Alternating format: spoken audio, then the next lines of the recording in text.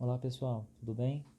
Meu nome é Elton Júnior, a maioria aqui no Reviver me conhece como Juninho, e hoje eu vou ter a oportunidade de conversar com vocês sobre um tema do Evangelho segundo o Espiritismo, esse Evangelho que é um manual de vida. Se a gente conseguir colocar em prática tudo que tem aqui, a gente já chega próximo do nosso irmão Jesus, só que como todos sabemos não é fácil, né? Então eu queria hoje agradecer por essa oportunidade de estar vindo falar com vocês, que é uma forma que me deu estudar também novamente alguns capítulos que eu já tinha deixado de estudar um tempo. Então é sempre bom estar recapitulando, estudando novamente para vir passar essa mensagem hoje. Então que a paz do nosso Mestre Jesus esteja conosco hoje e sempre. O tema que eu vou conversar com vocês hoje é o capítulo 4 do Evangelho segundo o Espiritismo. Ninguém pode ver o reino de Deus se não nascer de novo. Para mim, esse é um dos pontos chaves do Espiritismo, porque o que diferencia o Espiritismo da maioria das outras religiões é a reencarnação. Então, quando a gente pega ninguém pode ver o reino do céu se não nascer de novo, é óbvio, para mim é óbvio que está falando de reencarnação. Tem algumas pessoas que falam sobre o batismo, que é o renascer, que é quando você se batiza e João Batista mergulhava na água, então você se batiza pela água e aí você se arrepende dos pecados e renasce nessa mesma vida. Mas para mim, que sempre fui muito crítico das coisas, eu entendo como renascer de novo mesmo. Então, é uma outra oportunidade, uma outra vida. E isso o Espiritismo conforta muito. Para quem conhece o Espiritismo, ele é uma doutrina que conforta muito pelo fato da reencarnação. E essa passagem bíblica que está aqui no capítulo 4 do Evangelho segundo o Espiritismo, ela é encontrada em João capítulo 3, que é uma conversa onde Nicodemos era considerado como um senhor dos judeus.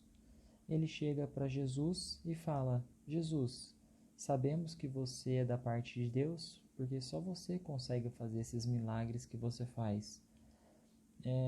O que é preciso para fazer essas coisas? E aí Jesus responde para ele: em verdade vos digo, ninguém pode ver o reino dos céus se não nascer de novo. E aí Nicodemos pergunta para ele: mas como? Um homem velho como eu vou nascer de novo, vou entrar no ventre da minha mãe? E aí Jesus explica para ele que o que nasce da carne é carne, e o que nasce do espírito é espírito. Que o vento sopra e a gente não sabe de onde vem nem para onde vai. E aí ele questiona Jesus: mas como isso? E aí Jesus fala para ele: você que é mestre dos judeus, não sabe disso? Se eu te falo das coisas terrenas, você não acredita? Imagine se eu te falar das coisas celestiais. Então, hoje, a gente falando do Espiritismo, que depois que veio Allan Kardec, Chico Xavier, Divaldo Franco e entre outras muitas pessoas propagadoras do Espiritismo, ainda assim tem um meio que preconceito. Imagine há 2000 e tralalá, trocentos anos. Então, Jesus ele não conseguia falar tudo o que ele sabia. Por isso, muitas vezes ele falava por parábolas. E quando ele tentava falar algo relacionado a isso, as pessoas não entendiam. É a mesma coisa há 50 anos atrás a gente falar que ia ter um celular que você ia ver uma pessoa do outro lado do mundo. Era difícil da gente imaginar. Hoje que a gente está com essa tecnologia, que eu estou aqui com o celular gravando e daqui a pouco vocês vão ver, várias pessoas em qualquer lugar do mundo podem ver esse vídeo. A gente nunca ia imaginar isso há um tempo atrás. Então imagine Jesus falando de reencarnação naquela época. É difícil para o povo entender. Então, mas para mim, esse é o ponto chave do Espiritismo. Porque ele fala que ninguém pode ver o reino de Deus se não nascer de novo. Então, Deus, eu sempre tive a visão de Deus um ser, um pai justo. E se a gente começar a pensar no espiritismo não, desculpa, se a gente começar a pensar nas desigualdades que tem na vida, vamos ver desigualdade social, desigualdade financeira, desigualdade racial, porque a gente sabe os negros sofreram a escravidão, a gente sabe o tanto de gente pobre que tem, a gente sabe N desigualdades que tem. E se a gente partir do princípio que Deus é justo e bom, se tiver apenas uma vida, não faz sentido. Isso que o Espiritismo me chamou a atenção. Porque eu ficava pensando, se Deus é justo, por que uma criança nasce cega? Por que uma criança nasce com N defeitos, N problemas físicos? E aí, antes de eu conhecer o Espiritismo, eu ficava pensando que não tinha explicação para aquilo. Uma vez me falaram sobre que era para pagar os pecados do pai. O pai fez muita coisa errada, então a criança vem. Mas se eu acredito num Deus justo, seria justo a criança pagar pelos erros do pai? Não. Assim como não é justo eu ir nas Casas Bahia, na Magazine Luiza, fazer uma compra no crediário e aí deixar minha conta para o meu filho pagar. É a mesma coisa. Não é justo. Não, tipo assim, se eu comprei, se eu errei, eu tenho que arcar com as consequências. E aí esse ponto vem nos explicar exatamente isso, a reencarnação. A reencarnação, a gente parte do princípio que Deus é justo e criou todos nós simples, puros e ignorantes. Só que nós temos o nosso livre-arbítrio de ir para a esquerda ou ir para a direita, de errar ou de acertar, de ser mal ou de ser bom. A gente tem o poder de escolha do que a gente quer fazer. E Deus é tão bom, que depois que a gente errou, Ele nos dá a oportunidade e fala: filho, vai lá, tenta novamente, tenta fazer certo essa vez. E muitas das vezes a gente vem e tropeça no mesmo erro. E assim a gente está há centenas e centenas de anos. A gente vem aqui para a Terra ocupar um corpo físico para a gente poder evoluir. Esse é o ciclo da reencarnação. Diversos livros falam que o espírito, enquanto ele não tem o corpo, ele é livre.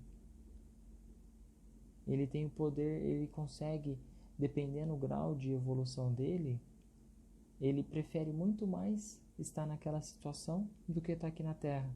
E muitas das vezes a gente tem medo de morrer, porque a gente não tem esse conhecimento. Então, a gente tem que aproveitar essa reencarnação. Eu sempre costumo dizer para meus parentes, para quem eu tenho oportunidade de conversar sobre isso, procurar reconciliar com o máximo de pessoas, principalmente com aquelas que a gente tem dificuldade de convivência. Algumas vezes estão na nossa família, outras vezes a gente se encontrando na estrada da vida. E aí as dificuldades nos mostram os pontos que a gente precisa melhorar, ou com quem que a gente precisa tratar. Porque a gente não sabe o que a gente foi ou o que a gente fez para essa pessoa por estar nessa situação hoje. E se a gente continuar tendo essa desavença, com certeza a gente vai ter que voltar por esse motivo. Então, quanto mais pontos a gente sanar, quanto mais desavença a gente conseguir excluir do nosso caminho, quanto mais amor a gente tiver pelos próximos, mais a gente vai evoluindo. E menos a gente tem que ir se aperfeiçoando. E menos a gente tem que ir voltar para cá. Para esse mundo hoje de prova e expiação. Então, aqui na Terra, por enquanto, nós não somos 100% felizes. A todo momento tem alguma coisa para nos testar. É que nem uma escola. Não adianta nada a pessoa ir para a escola e não fazer uma prova para saber se aprendeu. Então, as provas são justamente para isso, para saber se a gente está sabendo lidar com aquela situação.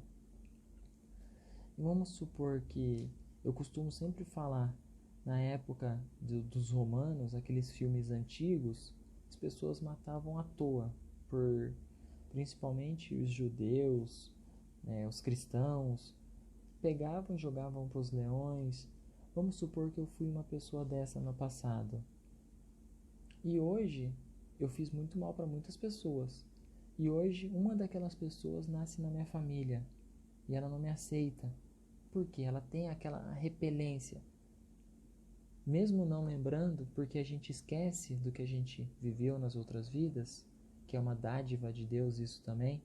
Porque se a pessoa lembrasse nessa situação que eu estou dando um exemplo, se a pessoa lembrasse do que eu fiz, ela jamais me perdoaria.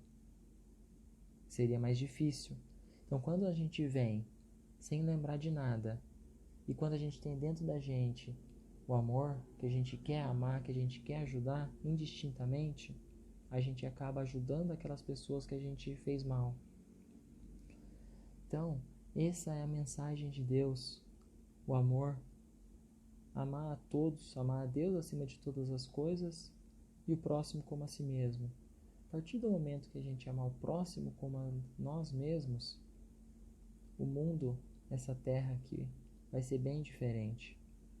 E tudo isso só se explica pelo fato da reencarnação. É o único motivo lógico. Ou senão, Deus seria injusto e não teria motivo para viver.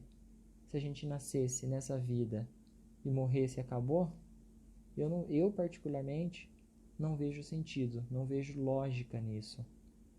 De esperar, morri, estou esperando a trombeta tocar. Para mim não. Para mim eu estou plantando, eu estou colhendo o que eu plantei lá atrás, que hoje eu não sei o que eu fiz, mas com certeza eu vou ser um pouquinho melhor lá na frente, porque hoje eu já estou tentando fazer algo diferente.